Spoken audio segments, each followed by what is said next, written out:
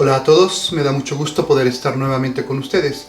Este domingo celebramos el séptimo domingo del tiempo ordinario y será nuestro último domingo antes de comenzar la Cuaresma.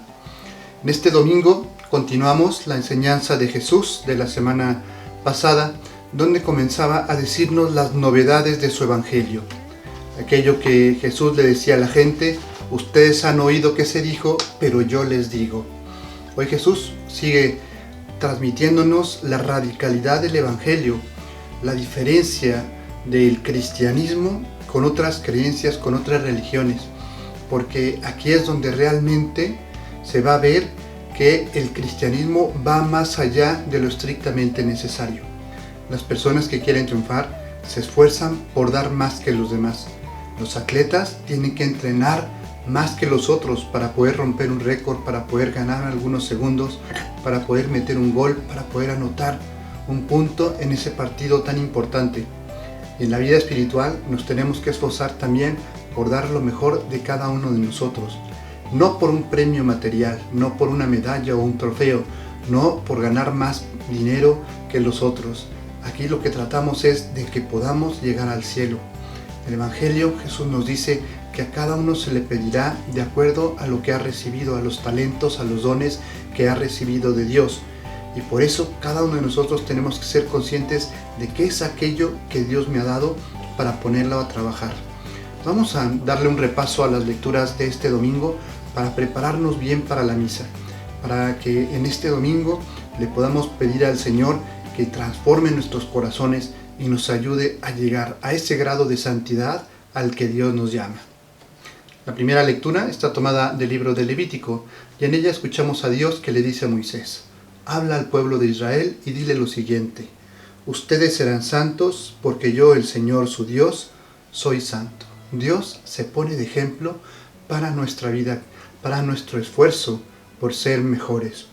Y les dice Dios a los israelitas: no odiarás a tu hermano en tu corazón, deberás reprenderlo convenientemente para no cargar con un pecado a causa de él.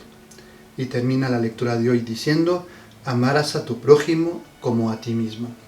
Y sabemos que Jesús toma esta frase del Levítico para decirnos cuál es el mandamiento más grande: amar a Dios sobre todas las cosas y al prójimo como a uno mismo. ¿Y qué significa eso de amar al prójimo como uno mismo? Significa tratar a los demás como a ti te gustaría que te trataran. Es decir, ponerte en los zapatos del otro y pensar cómo me gustaría que me tratara esa persona que tengo delante. Si ves una persona pidiendo dinero, piensa que podría estar tú ahí y estar pasando necesidad y tener que pedir limosna. ¿Qué te gustaría a ti que hicieran las demás personas contigo? ¿Que pasaran de largo o que se detuvieran un momento, cuando menos para darte una ayuda? Quizá todavía más para preguntarte si necesitas algo, si pueden ayudarte en algo más que simplemente en darte dinero. El Salmo responsorial está tomado del Salmo 102. Si Dios nos ha invitado a ser santos como Él, conviene preguntarnos ¿y cómo es Dios? Y el Salmo nos lo dice. Diremos en el verso: el Señor es bondadoso y compasivo. Y después en las estrofas nos dará algunas pistas. Él perdona todas tus culpas y sana todas tus dolencias.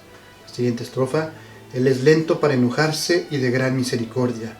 Y en la última: como un padre es cariñoso con sus hijos, así es cariñoso el Señor con sus fieles.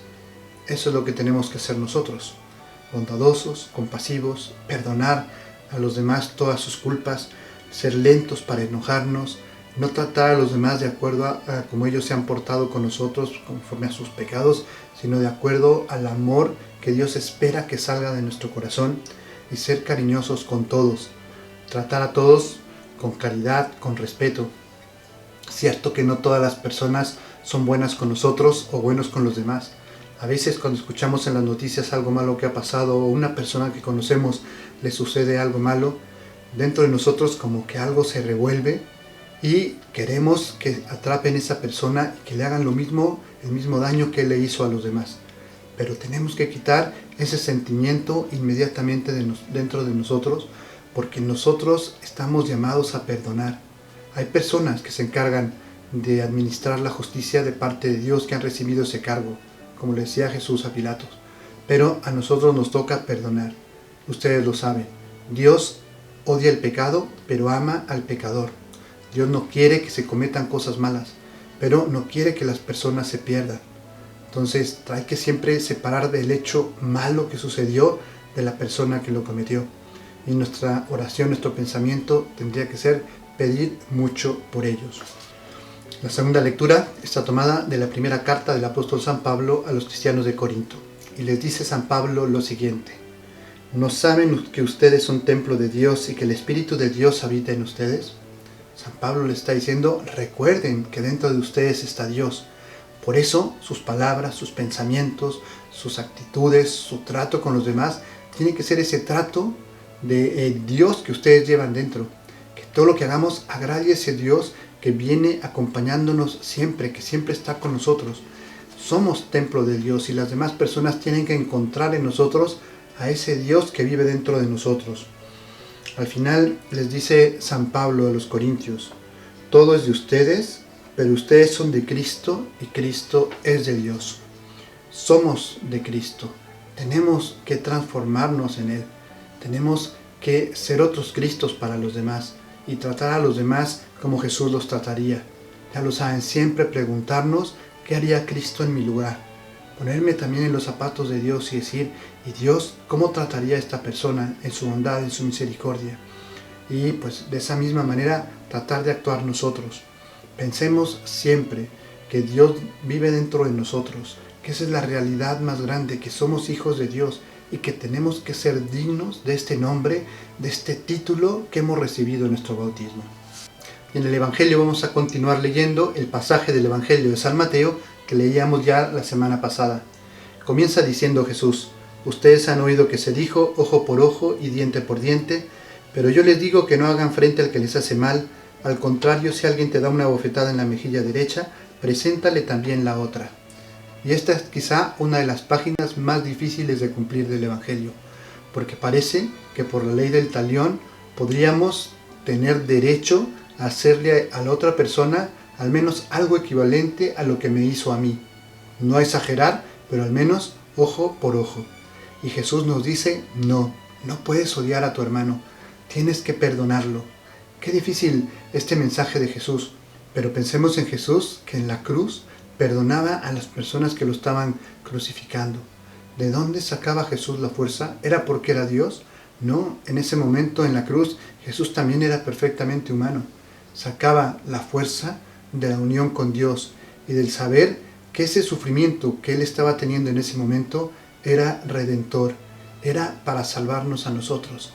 Y ahí, de la misma manera, tenemos que nosotros saber que nuestro sufrimiento, cuando alguien nos hace algo, cuando vemos que hay mal en el mundo, es también un sufrimiento redentor. Dice Jesús, da al que te pide y no le vuelvas la espalda al que te quiere pedir algo prestado. Amen a sus enemigos y rueguen por sus perseguidores.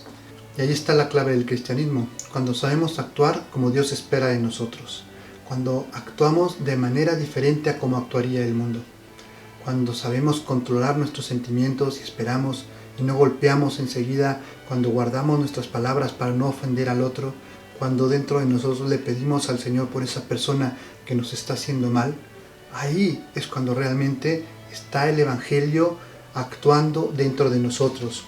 Dice Jesús al final lo mismo que escuchábamos en la primera lectura, sean perfectos como es perfecto el Padre que está en el cielo. Para un cristiano la perfección es la santidad. Y todos esos santos que recordamos en el calendario son esas personas que no fueron santas toda la vida, pero que en el momento decisivo supieron actuar como la gracia de Dios les inspiraba a hacer. Aquí es donde vamos a cambiar el mundo. La guerra no se vence con la guerra. La guerra se vence con la paz. El mal no se vence con el mal. Hay que vencer el mal con el bien. Eso es lo que Dios nos está pidiendo hoy a nosotros y creo que es muy actual. ¿Cómo vamos a vencer este mal? Buscando hacer una cultura de respeto, de amor, tratar de buscar soluciones que realmente lleguen a la raíz, de educar a los niños, de hacer que crezcan en un ambiente sano, de tratar de no crear más odio y más rencor de unos con otros. Eso es lo que Jesús vino a establecer cuando vino al mundo para traernos el mensaje de Dios, traer la paz a los hombres de buena voluntad. Esta semana Dios nos pone la tarea más difícil, ser santos como Dios es santo. Voy a rezar mucho por ustedes, también ustedes recen por mí, para que realmente nos demos cuenta que somos templos de Dios, que Dios vive entre nosotros y que Dios tiene que actuar a través de nosotros. Les deseo que tengan una excelente semana. Nos vemos dentro de unos días en el siguiente video. Que la bendición de Dios Todopoderoso, Padre, Hijo y Espíritu Santo, descienda sobre ustedes y los acompañe siempre. Que Dios los bendiga.